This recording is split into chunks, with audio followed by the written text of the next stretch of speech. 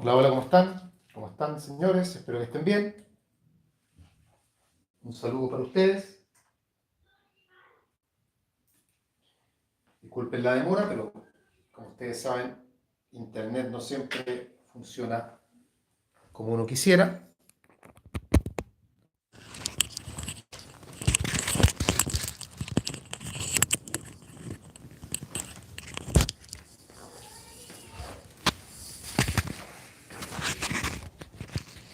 Bien, voy a esperar que se vayan conectando para que partamos, ¿ya?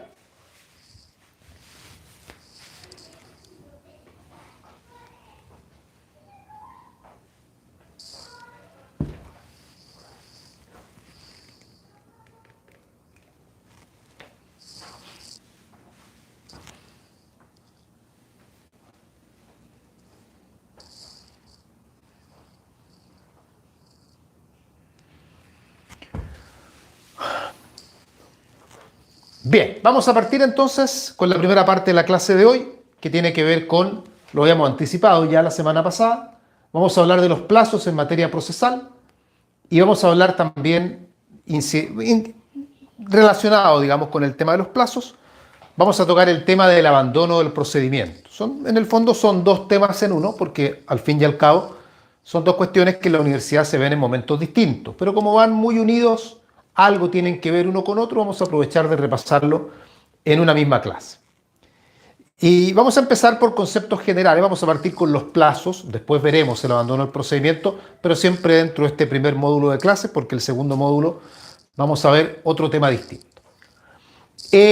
Primero que todo, dentro de estos conceptos generales, lo primero que quiero destacar es que hablar de plazos en materia procesal no es igual que hablar de plazos en materia civil.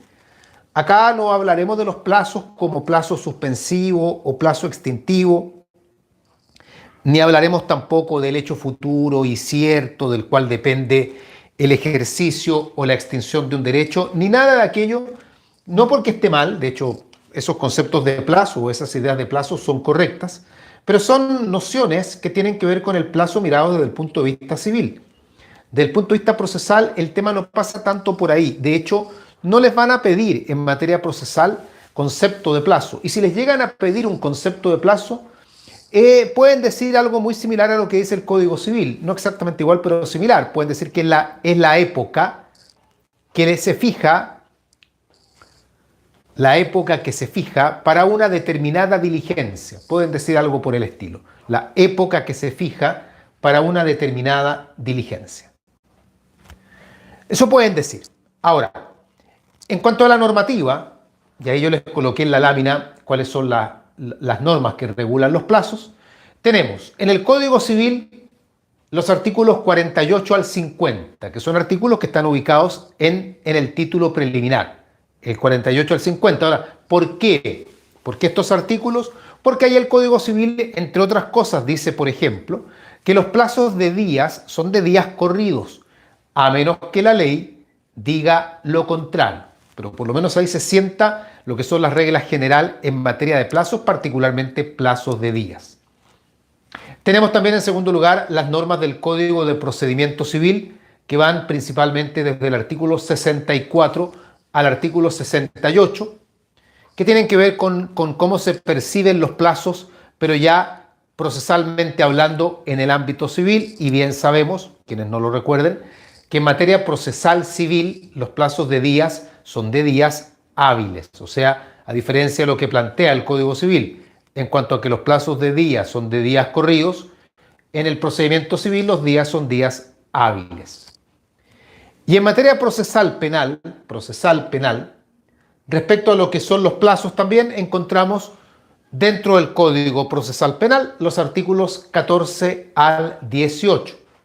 14 al 18. Y en esos artículos, del 14 al 18, lo que plantea el Código de Procedimiento Penal, el Código Procesal Penal, es, y voy a hacer el símil con lo que hemos estado hablando antes, es que los plazos de días van a ser de días corridos, o sea, se cuentan todos los días. Gran diferencia con procesal civil, donde son días hábiles, acá son días corridos, pero con la particularidad de que si el plazo, siendo plazo de días, debe terminar en un día feriado, el plazo se extiende entonces hasta el día hábil siguiente. Si el plazo tiene que terminar en un día feriado, se va a extender al día hábil siguiente. Esto, entre otras cosas que iremos desarrollando a medida que avancemos, son como las grandes alcances que uno puede hacer respecto a los plazos, tanto en materia civil, como también procesal civil, como también procesal penal. ¿Cómo estamos hasta acá? ¿Alguna duda, alguna consulta, alguna pregunta? ¿Alguien quiere agregar algo, decir algo respecto a lo que estamos hablando de los plazos? Para que me lo indiquen. Y si no, continuamos. Estamos recién partiendo. Lo que hemos visto hasta acá es como bien general, pero no por eso menos importante. De hecho, es bien importante. Son preguntas típicas de examen de grado. Por lo demás, hablar de los plazos en materia procesal, tanto civil como penal. Saber explicar lo que he dicho acá, que en el fondo no es que sea la única diferencia, pero es como la gran diferencia que hay en materia de plazos. Ya, continuamos. Como concepto de plazo, y acá tenemos un concepto un poquito más elaborado, si alguien necesita un concepto más elaborado de plazo, e insisto, es un concepto que tiene un alcance netamente procesal. Decimos que el plazo es el espacio de tiempo fijado por la ley, el juez o las partes, para el ejercicio de una facultad o la realización de un acto jurídico procesal dentro del proceso. Y la verdad es un concepto similar a lo que dijimos antes. Obviamente este es más completo, es más sustancioso, toma más tiempo aprenderlo, pero también toma más tiempo responderlo y eso de alguna manera ayuda a que vayamos consumiendo tiempo de examen. Y si conocen otro concepto de plazo, pueden dar otro. Lo que quiero ser claro es que acá no les va a servir en materia procesal, no les va a servir esto del hecho futuro y cierto, bla, bla, bla, bla, que es un concepto que en civil es muy bueno darlo, pero que acá no cuadra tanto con eso, básicamente porque acá el plazo no lo estamos asociando con ejercicio o extinción de derechos como derechos personales, como relación jurídica, como contrapartida de una obligación, sino que es un tema diferente. Por eso entonces es que no les recomiendo que mantengan el mismo concepto dado en materia civil para tenerlo acá. Gonzalo quiere que repita el concepto y es efectivamente cierto, el concepto está en el PowerPoint, pero lo voy a repetir igualmente. Dice, déjenme volver porque había cambiado, espacio de tiempo, y lo voy a leer para dar el mismo, para no cambiarlo, espacio de tiempo fijado por la ley, el juez o las partes, para el ejercicio de una facultad o la realización de un acto jurídico procesal dentro del proceso. Ahí está lo que estaba preguntando entonces Gonzalo. Ahí está el concepto. Bien, seguimos.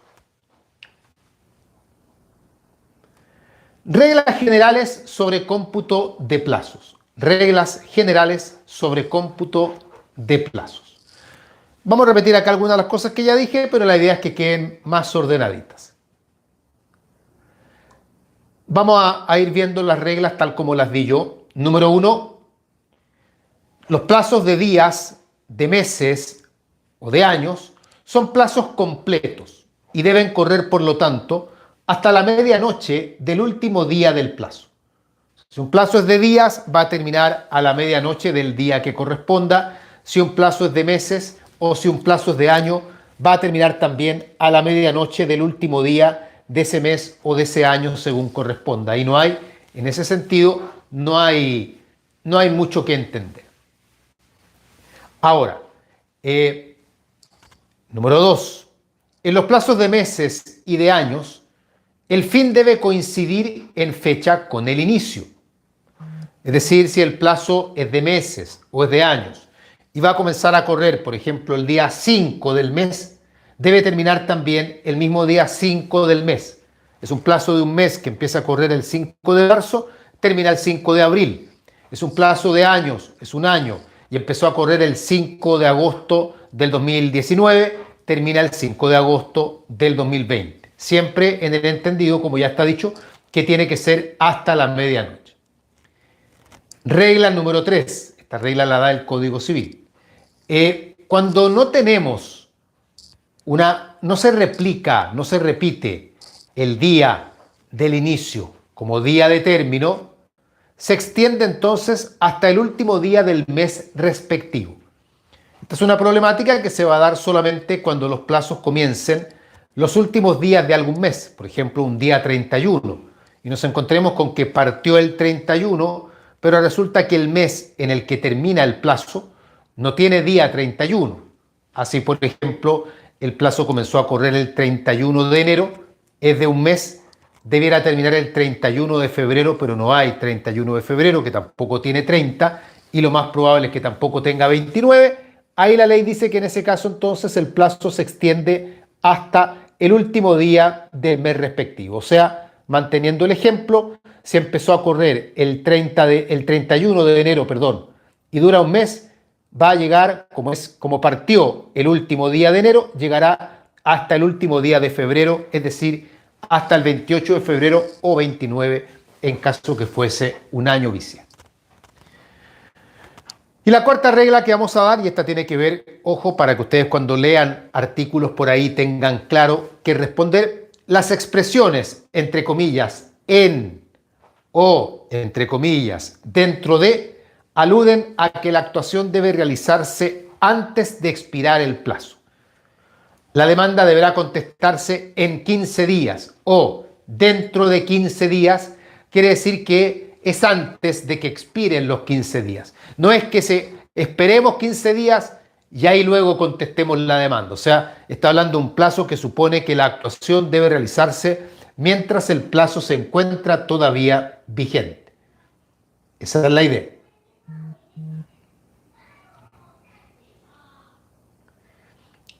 Bien, continuamos. ¿Duda en esto hasta acá? En estas reglas generales en materia de plazo, ¿alguna pregunta, algún comentario?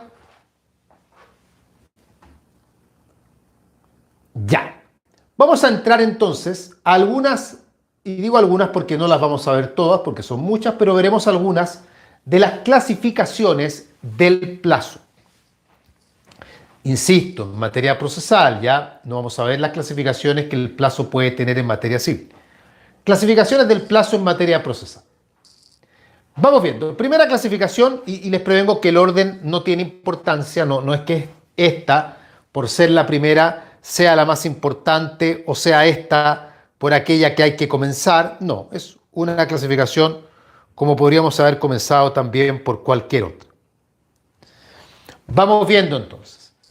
Primera clasificación del plazo atendiendo al origen del plazo, a su origen, a su fuente, pueden decir también.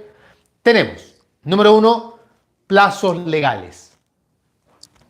Aquí expliquemos de inmediato porque no hay gran misterio. Los plazos legales son aquellos plazos que están establecidos en la ley.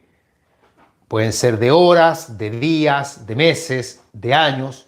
La ley tiene una amplia variedad respecto a cómo computar el plazo. No es una situación única. Número 2, plazos judiciales. Esto ocurre cuando el juez fija el plazo, siempre y cuando el legislador lo autorice a ello. En nuestro sistema jurídico, en principio, los jueces no tienen la facultad de fijar plazos de forma autónoma, sino que debe haber una norma legal que le permita al juez fijar un plazo. Es por eso que los plazos judiciales son muy escasos. Pero, por ejemplo, uno cita como plazo judicial, y nos vamos aquí a una materia puntual, que es cuando se intenta una acción reivindicatoria. El Código Civil señala que el juez es el que fijará el plazo que tendrá el poseedor vencido para restituir el bien, entendiendo, claro está, que el reivindicante gana el juicio y que por lo tanto el poseedor vencido debe restituir el bien que ha recibido. Es el juez el que va a indicar cuál será el plazo que tendrá el tribunal para la restitución que tendrá, el demandado, el poseedor vencido, para la restitución del bien.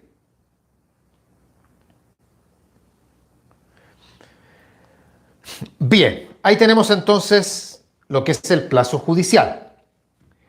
Y número 3, el plazo voluntario. El plazo voluntario es aquel plazo que nace por una declaración de voluntad. Y puede ser a su vez convencional o unilateral. Tampoco hay mucho misterio aquí. El plazo convencional es aquel plazo que es fijado de común acuerdo por las partes. Son las partes las que fijan o determinan el plazo. Ambas, por eso lo llamamos convencional. Y al hablar de partes me refiero a las partes que están en juicio. O bien puede ser unilateral. En este caso, el plazo tiene su origen en una sola declaración de voluntad. No hay un acuerdo de voluntades, sino que una sola voluntad es la que determina el origen de este plazo. Es evidente que si nos vamos a las normas procesales, desde luego la mayoría de los plazos, no todos, pero la gran mayoría de los plazos son plazos legales. ¿Qué importancia tiene esta clasificación? ¿Para qué sirve, además de saber el origen, para qué sirve también si los plazos son legales, judiciales o voluntarios? Bueno, veamos. Hay dos grandes temas vinculados acá con el origen de los plazos. Uno es determinar si el plazo es fatal o no es fatal. Cabe señalar que hablar de plazos fatales supone hablar de plazos que una vez que se cumplen provocan un efecto que se llama la preclusión. O sea, un plazo fatal es aquel plazo que al cumplirse por el solo ministerio de la ley provoca la pérdida de alguna facultad. En este sentido, los plazos legales son fatales. Salvo que la ley diga lo contrario, pero eso casi nunca sucede. Por lo tanto, podemos decir como regla generalísima que los plazos legales son plazos fatales. En cambio, los plazos judiciales y los plazos legales no son fatales. Lo que quiere decir que ahí, en un plazo judicial o en un plazo convencional, la facultad, el derecho que tengamos, se va a perder. Se va a perder cuando exista una declaración por parte del tribunal. O sea, no se pierde por el solo ministerio de la ley. Por ejemplo, si el plazo es judicial y el plazo expira, tiene que haber una resolución del tribunal que diga que por haber expirado el plazo se pierde tal o cual facultad. Mientras eso no ocurra, la facultad no está perdida totalmente. A diferencia de un plazo fatal, en que no se necesita declaración de tribunal ni nada, porque el solo vencimiento del plazo provoca la preclusión. El segundo tema, para el cual tiene importancia saber cuál ha sido el origen del plazo, además de esto, de si el plazo es fatal o no es fatal, tiene que ver con la posibilidad de prorrogar el plazo, es decir, si el plazo es o no susceptible de prórroga. Acá también tenemos algo muy importante, porque los plazos legales no son prorrogables. Por lo mismo que dijimos antes, esto va muy de la mano con lo anterior, entendiendo que son fatales, por ser fatales,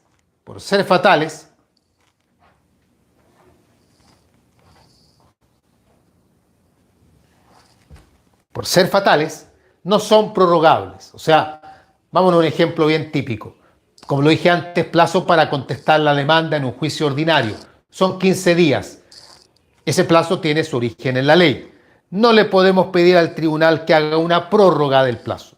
Oiga, juez, deme más tiempo. Fíjese que estaba las fiestas patrias, salí a celebrar, no llegué en buenas condiciones a la casa, no pude preparar la contestación de la demanda y el plazo vence mañana. ¿Por qué no me da un poco más de plazo? No hay nada que hacer. Los plazos legales son improrrogables, salvo que la ley para algún caso puntual permita la prórroga. Veremos en su momento algunos ejemplos de ello, pero no es habitual tampoco. Los plazos legales suelen ser improrrogables.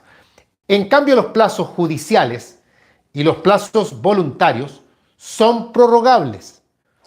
Se les puede pedir al tribunal que los prorrogue, o si el plazo es convencional, por el acuerdo de las partes podría prorrogarse el plazo. En fin, son plazos prorrogables. tienen que cumplir requisitos, yo no digo que no, pero está la posibilidad de que haya prórroga. Ojo, quiero aclarar algo que me lo están preguntando. No se confundan con algo con lo cual es muy fácil confundirse. Cuando un plazo está señalado por ley, pero se le da la facultad al juez para que lo pueda disminuir, por ejemplo, un término probatorio especial en que la ley diga el plazo será máximo de 8 días, entendiendo que el juez podría fijar un plazo menor, el plazo sigue siendo legal, porque su origen está en la ley. El plazo judicial es aquel plazo que no tiene su origen en la ley. Si el juez dice en una resolución, por ejemplo, de acuerdo a lo que señala el artículo tanto, el plazo para evacuar el traslado será de 3 días, la verdad es que por mucho que el juez lo esté diciendo, la norma está en la ley, por lo tanto ese plazo sigue siendo un plazo legal. Y lo digo porque me están colocando el caso de la jactancia. Y en la jactancia el plazo para entablar demanda lo da la ley. Más allá de que el juez lo podría modificar, el plazo igualmente tiene su origen en la ley y es por lo tanto un plazo legal. Ya, esto en cuanto entonces a esta clasificación según el origen de plazo legal, plazo judicial y plazo voluntario. Segunda clasificación, una bastante simple porque ya de alguna manera hemos conversado de esto, entendiendo o atendiendo, mejor dicho, a cómo se computan los plazos, a cómo se contemplan las unidades de tiempo involucradas en los plazos, tenemos los plazos de días, de horas, de meses y de años. Días, horas, meses y años. Convengamos que en procesal la regla general es que los plazos sean de días. Los más habituales, 15 días por aquí, 3 días por allá, 4 días, 10 días. Lamentablemente hay una gran variedad de números, 8 días, etcétera. Eso claramente los va a complicar cuando tengan que estudiar porque se les van a confundir sin lugar a dudas los plazos de un trámite con los plazos del otro. No se van a acordar si para esto eran 15 días o eran 10 o para lo otro eran 8 días o eran 4, en fin. Lamentablemente hay que aprenderlo porque los plazos son muy importantes y la regla general en materia procesal es que los plazos suelen ser plazos de días. ¿Hay plazos de horas? Sí, no hay muchos, pero hay. Un ejemplo de plazo de horas: en materia procesal penal, el juez de garantía tiene un plazo de 24 horas para resolver las presentaciones escritas. O sea, cuando presentamos un escrito literalmente ante el tribunal, ante el juez de garantía, la ley le da al juez de garantía un plazo de 24 horas para resolver. Ahí hay un ejemplo de un plazo de horas. Plazos de meses, bueno, luego veremos justamente en el abandono del procedimiento, se incorpora un plazo de 6 meses. Por lo tanto, ahí tenemos un plazo de meses. Plazo de años, comentamos algo en la última clase, me parece. Por ejemplo, el plazo de 3 años para intentar la acción ejecutiva o el plazo de 1 año para seguir el cumplimiento incidental del fallo. Independiente de estos ejemplos que estamos dando, vuelvo a indicar que la regla general es que los plazos sean de días. ¿Cuál es la importancia de saber cuál es la unidad de tiempo que forma parte del plazo? Más que todo para saber cómo se computa. Ya dijimos cómo se computan los plazos, si son de días, de horas, de meses o de años. Se ve en civil ese tema por lo demás con más detalle, pero insistamos en que si son plazos de días, por ejemplo, son de días completos.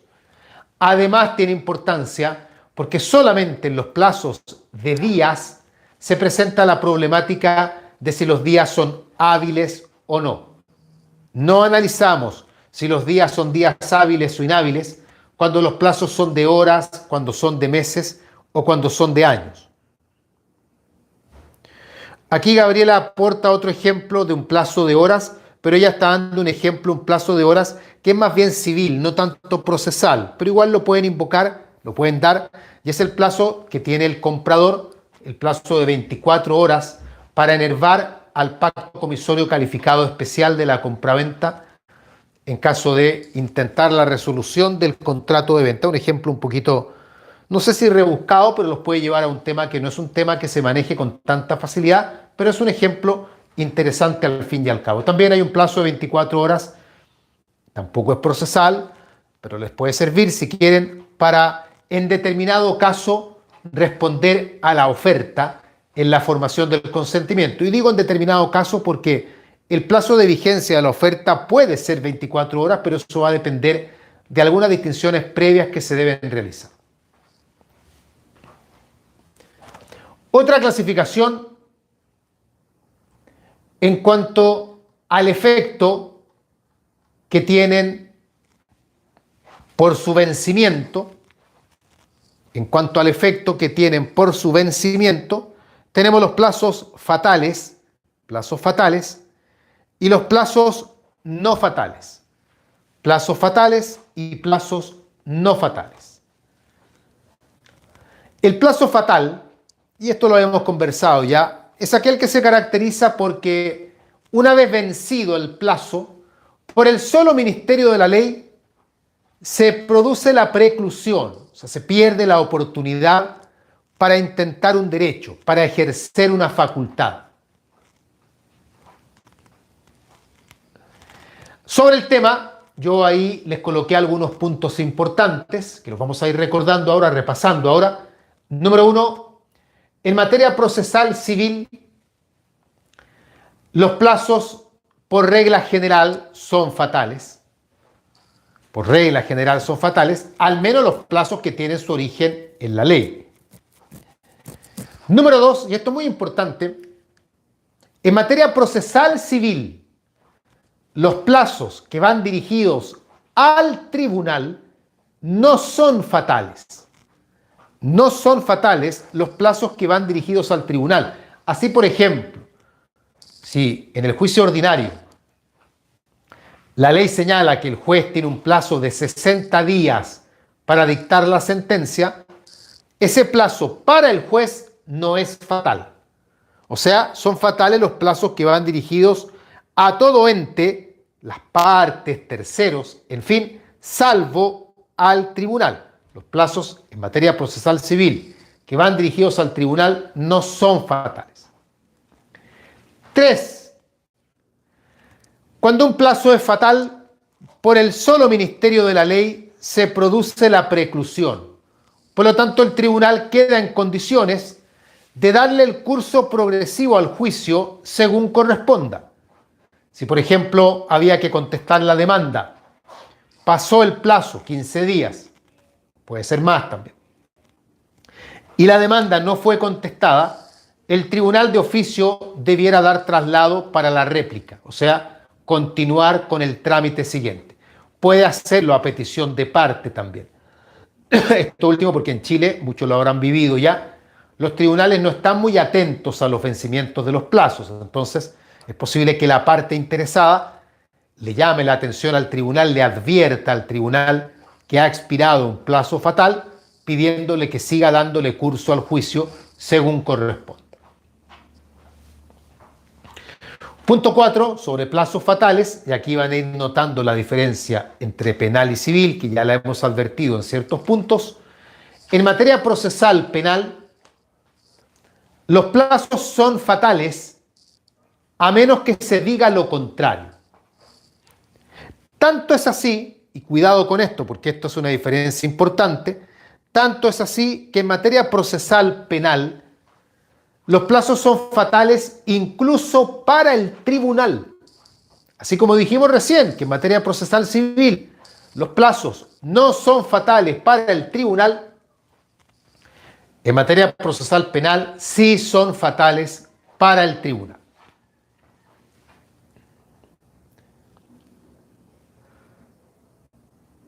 Esto entonces según,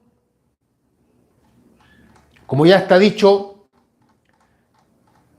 según si el plazo es fatal o no fatal, y nos hemos referido a los plazos fatales. Para la contrapartida, hablemos ahora de los plazos no fatales. Plazos no fatales. Ya hemos señalado que el plazo no fatal se caracteriza porque una vez que el plazo vence, por el solo ministerio de la ley, no se produce ningún efecto. Se le deberá pedir al tribunal que señale, algún efecto relevante sobre el tema. Se le pide al tribunal que señale el efecto relevante. Sobre el punto de los plazos no fatales, tenemos los siguientes puntos importantes. Vamos bien. Número 1. Solo son no fatales los plazos judiciales y los voluntarios. Ya está dicho ya que los plazos legales son fatales, salvo excepciones, pero suelen ser fatales. En cambio, los plazos que tienen su origen en el tribunal o que tienen su origen en la voluntad, esos no son fatales. Como no son fatales, y aquí vamos al punto número 2, para que la facultad se extinga, se deben cumplir ciertos requisitos. Sabemos ya que al no ser fatal los plazos, una vez que el plazo venza, la facultad en cuestión no se va a extinguir por el solo ministerio de la ley, sino que para que se extinga necesitamos cumplir ciertos requisitos. Y estos requisitos son: número 1, solicitarle al tribunal que declare la rebeldía. Solicitar al tribunal que declare la rebeldía.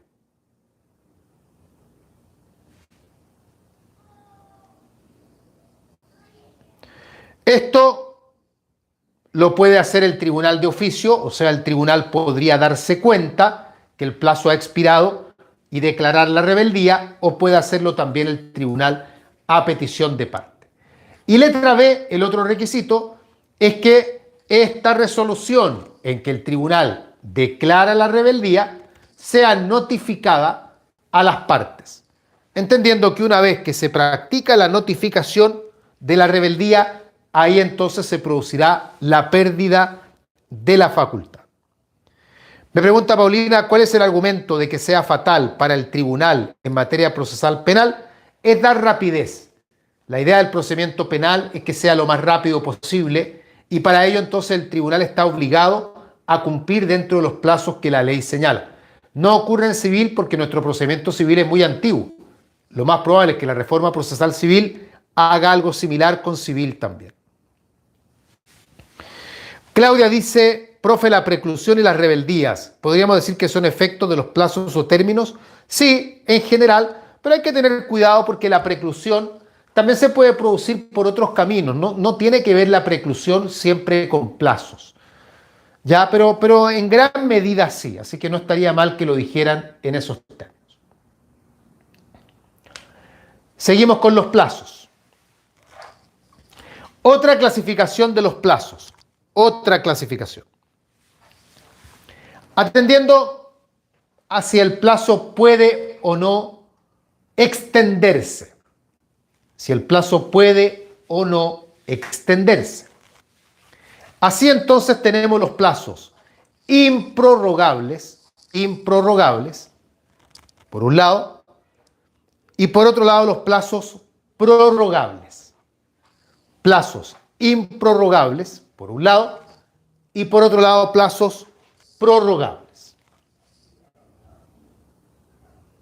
Recuerden mantener los grupos de WhatsApp solamente para conversaciones que tengan que ver con el curso, ¿ya? Improrrogables. Vamos en primer lugar con estos plazos, los improrrogables. Bueno, los plazos improrrogables, obviamente, sin repetir lo evidente que sería decir no se pueden prorrogar, hay que decir que los plazos improrrogables son aquellos que no pueden extenderse luego del vencimiento, o sea, vencen y no puede haber una extensión del plazo. En materia civil, son improrrogables los plazos legales. En materia penal, son improrrogables todos los plazos, Siempre hay excepciones, por lo tanto ustedes saben que en derecho hacer aseveraciones absolutas siempre es peligroso. Y en esto hay excepciones, obviamente, que como les digo, las iremos descubriendo a medida que avancemos. Pero para sentar un principio básico, repito la idea, en materia procesal civil, los plazos legales son improrrogables. En materia procesal penal, la regla general es que todos los plazos sean improrrogables. Los plazos prorrogables, son, como el nombre lo indica, aquellos plazos que se pueden extender, prolongar. No quiero decir prorrogar para no repetir la misma palabra, por eso digo extender más allá del vencimiento original. O sea, el plazo vencía el lunes, ese era el vencimiento original del plazo. Podríamos extenderlo para que en lugar del lunes venza el martes o el miércoles. Para esto es necesario, primero, que el plazo sea prorrogable. Número uno, si quieren plantearlo como requisito. Número uno, que el plazo sea susceptible de prórroga. Ya sabemos, por ejemplo, que en materia penal no lo serían, a menos que haya norma legal expresa, y que en materia civil podrían ser prorrogables los plazos judiciales y los plazos voluntarios. Letra B, que la prórroga se le pida al tribunal antes del vencimiento del plazo. O sea, cualquier posibilidad de prorrogar un plazo tiene que ocurrir antes de que el plazo expire. Y letra C, se debe invocar alguna causa justificada. O sea, hay que fundamentar el por qué pedimos la prórroga. La prórroga no nos la van a dar solo porque la pidamos. Tenemos que, por decirlo de cierta forma, tenemos que convencer al tribunal de que es necesaria la prórroga por A, B o C motivo, y de acuerdo a ello el tribunal evaluará entonces si concede o no concede dicha prórroga. ¿Cómo estamos hasta acá? Nos queda todavía analizar sobre el plazo, pero no quiero complicar el asunto, así que por eso les pregunto cómo estamos hasta acá. ¿Alguna duda, alguna pregunta? Gonzalo pregunta si la prórroga se pide por una cantidad determinada de días o por lo que el tribunal estime pertinente. La verdad es que podría ser de ambas formas, pero lo lógico es pedir una cantidad de días determinada. Ahí verá el tribunal si accede o no. E incluso el tribunal podría acceder, pero por una cantidad distinta de días a la que estemos pidiendo. Yo puedo decirle al tribunal que quiere una prórroga de 5 días y el tribunal me podría decir que sí, que habrá prórroga, pero de 2 días nada más. No olviden que toda vez que el tribunal no acceda a lo que se le pide, hay recursos involucrados. Y si yo quería 5 días y me dieron solamente 2, y yo estimo que el tribunal me está causando con ello un agravio, yo podría intentar algún recurso contra esa resolución.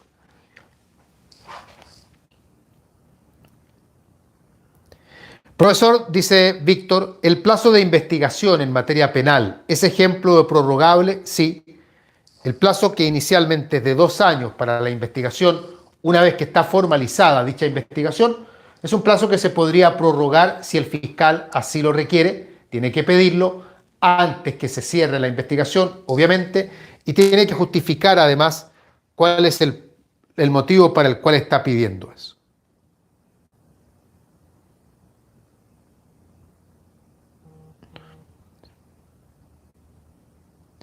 Profesor, dice Juan Guillermo, ejemplo de plazo no prorrogable.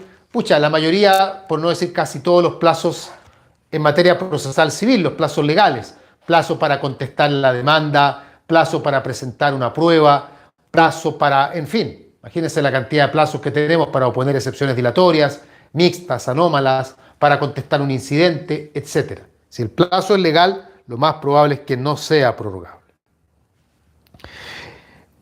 Jimena dice, ¿en qué caso se solicita el plazo de prórroga? Es que eso va a depender de la necesidad, porque uno no puede aventurarse cuál será el motivo para pedir la prórroga. Obviamente el motivo es tener más tiempo. Pero cuál es la justificación que vamos a dar para eso es muy variable. Alguna fuerza mayor o caso fortuito que nos impidió cumplir dentro del plazo inicialmente señalado, en fin, eso depende, como les digo, del caso a caso.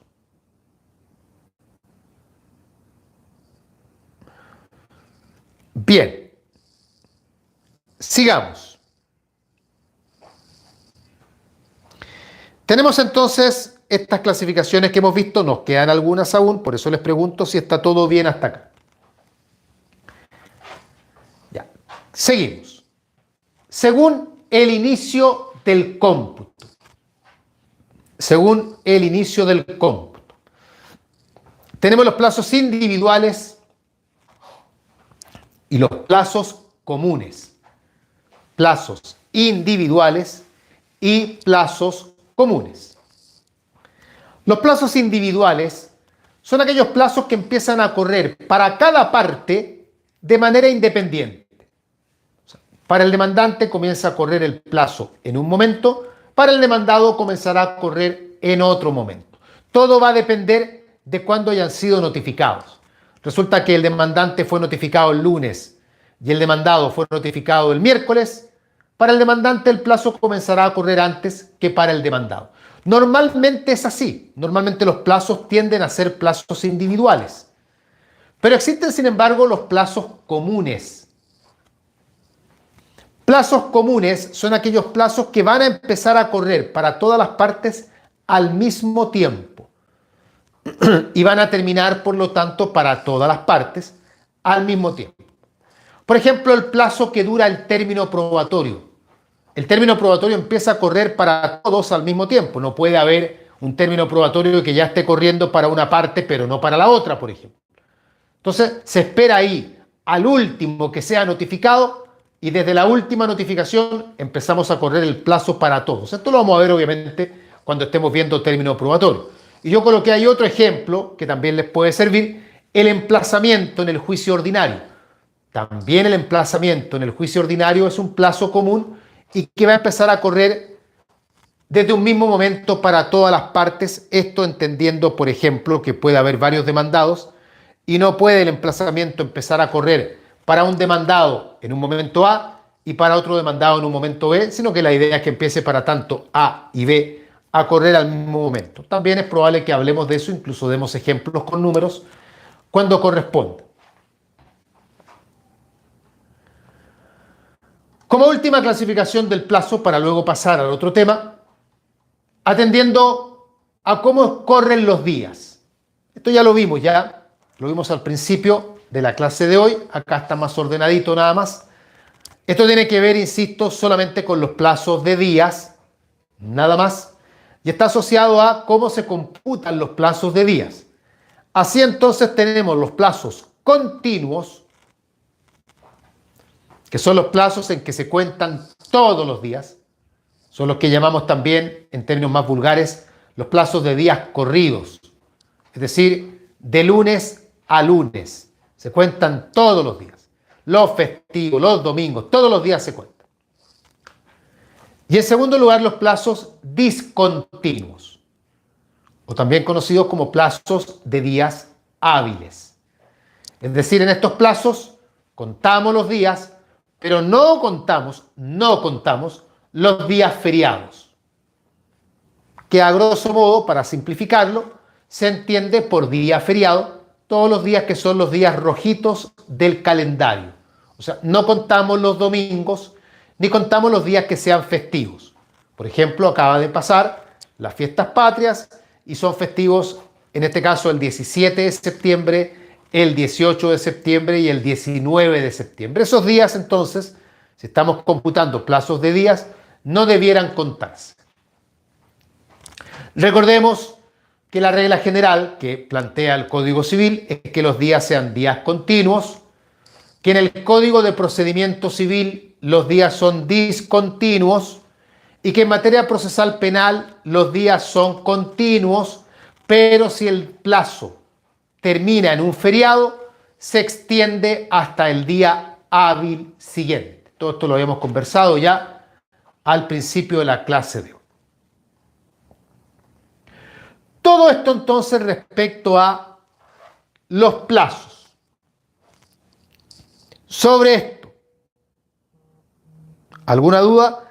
Paulina pregunta, ¿el día sábado es día hábil? Sí, el día sábado es día hábil, salvo que sea festivo por alguna otra razón.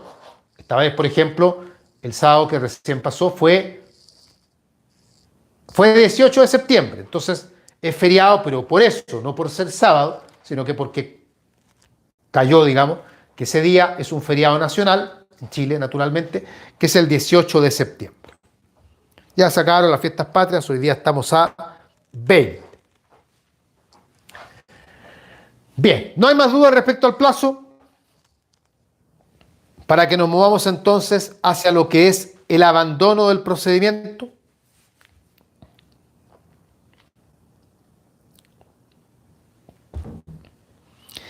Ya. Vamos entonces al abandono del procedimiento. El abandono.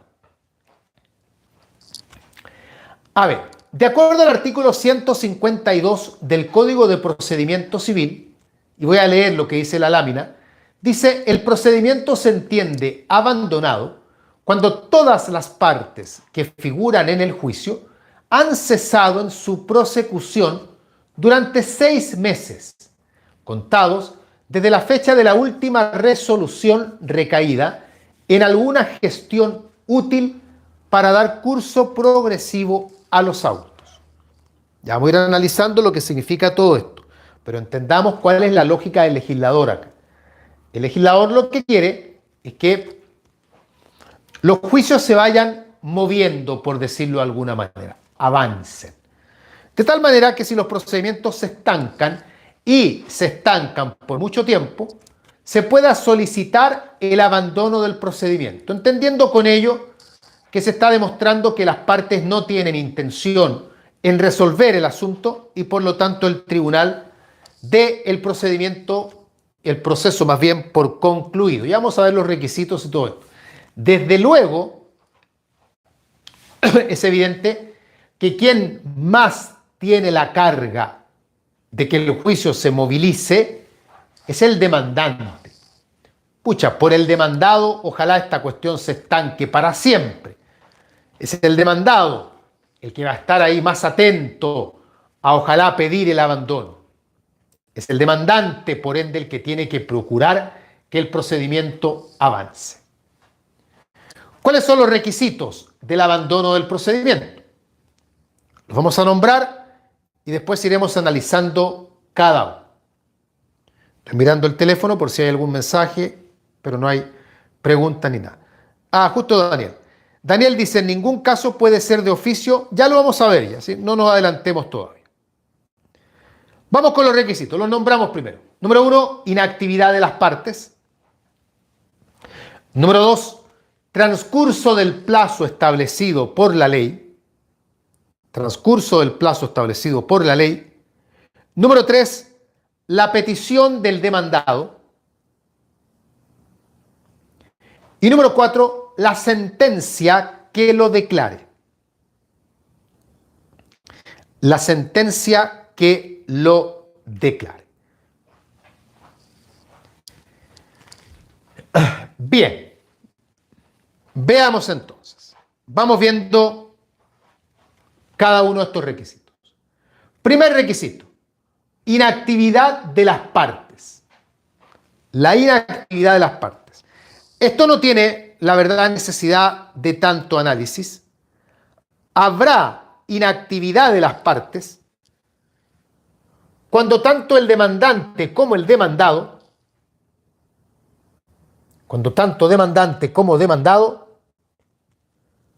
no estén perseverando en la tramitación del juicio. O sea, tanto demandante como demandado han dejado estancar el procedimiento, no han hecho presentaciones útiles. Que ya vamos a ver en un momento más qué significa esto de las presentaciones útiles. Ni demandante ni demandado han tenido entonces el afán, la intención de continuar con presentaciones útiles. Es cierto que la carga procesal de darle curso al juicio la va a tener principalmente el demandante. Pero si el demandado hiciera presentaciones, también está generando con ello que el proceso avance. Por eso uno dice en el fondo, la inactividad tiene que ser de ambas partes. Daniel está haciendo una pregunta también de un tema que ya viene. No se adelanten tanto. Si están los requisitos ahí, avancemos según el orden que estamos llevando.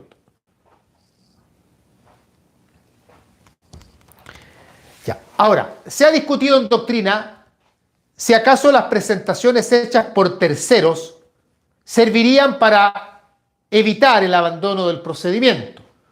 Pero la mayoría de la doctrina y la jurisprudencia han dicho que no sirven.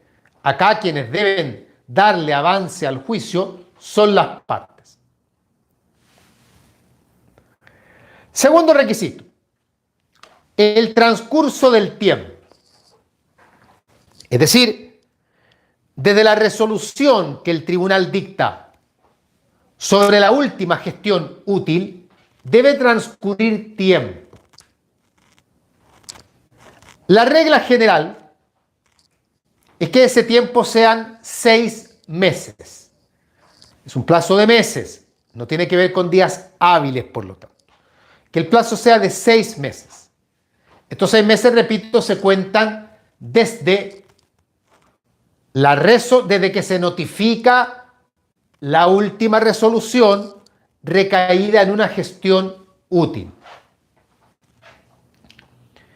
Yo ahí les coloqué de todas maneras en el PowerPoint algunos casos especiales en que el plazo es distinto, no son 6 meses. Por ejemplo, en las implicancias y recusaciones son 10 días, en la acción penal privada 30 días, en los juicios de mínima cuantía son 3 meses.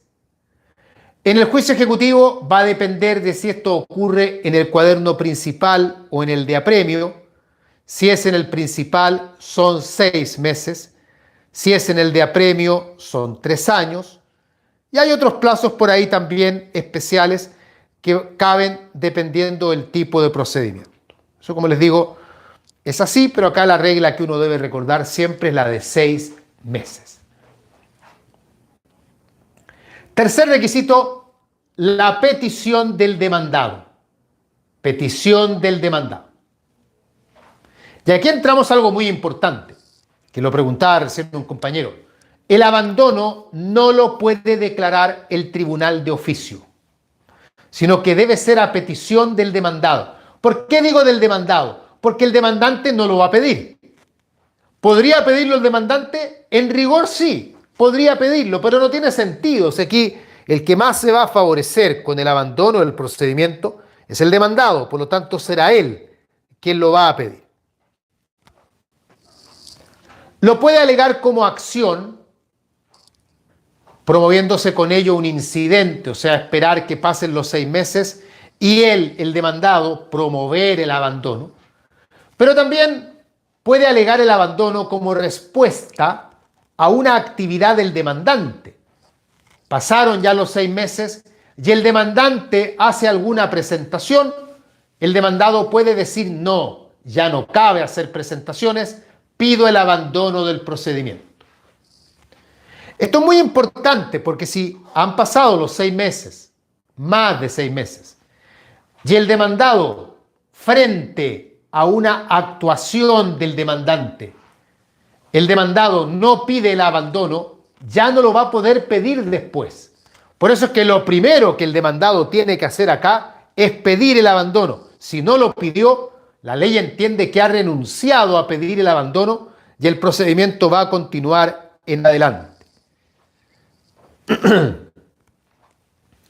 Último requisito, sentencia que declare el abandono. Como el abandono se tramita por la vía incidental, si el abandono se acoge, estamos frente a una sentencia interlocutoria. Y es en virtud de esa sentencia que se va a producir el abandono.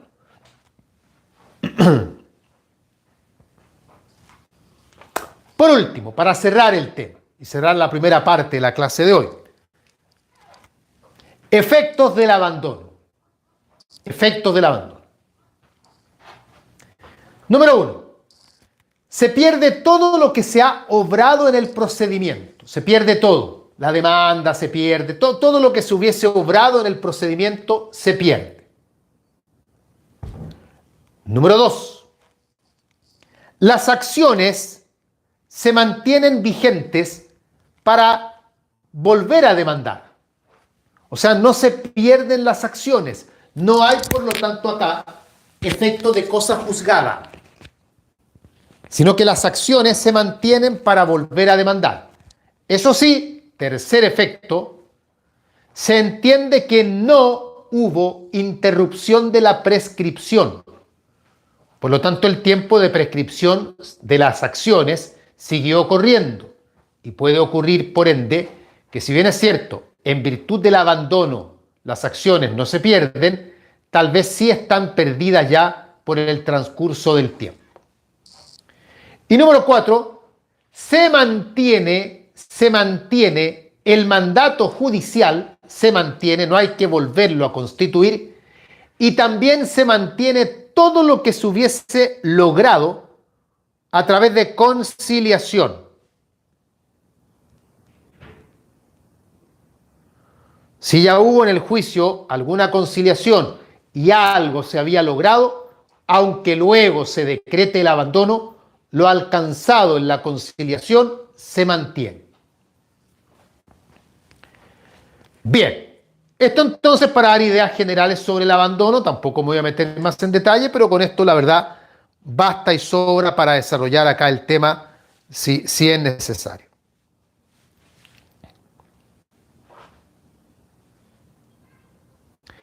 Bien, voy a ver si hay alguna pregunta y si no, hacemos el break entonces para continuar en la parte siguiente con otro tema. A ver. Profe, ¿podría explicar de nuevo lo de la no interrupción de la prescripción? Es que se supone que la acción que hemos intentado en el juicio, su prescripción se vio interrumpida cuando fue notificada la demanda. Como el abandono genera que no se realizaron ninguna gestión, se entiende entonces que la prescripción de la acción siguió corriendo, no hubo interrupción. Y es posible que la acción, por lo tanto, se encuentre prescrita. Daniela dice, ¿qué pasa si el demandante hace una gestión útil después del 6º mes? Claro, ahí tendría el demandado que pedir el abandono del procedimiento. Si no lo pide, ya no lo va a poder pedir después.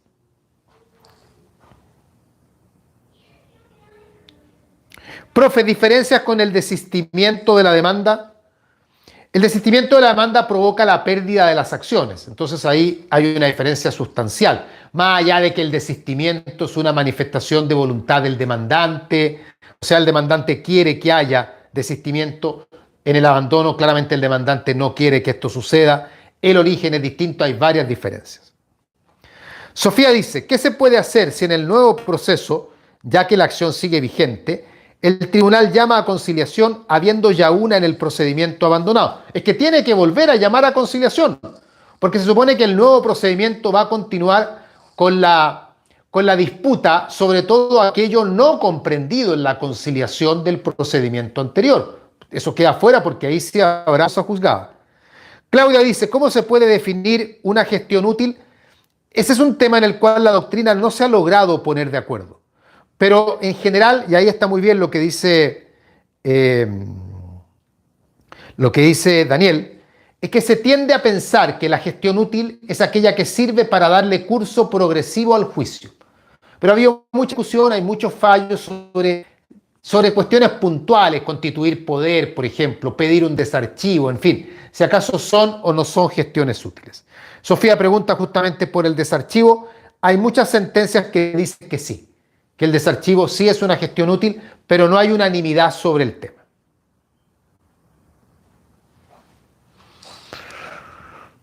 Bien, estamos entonces al parecer.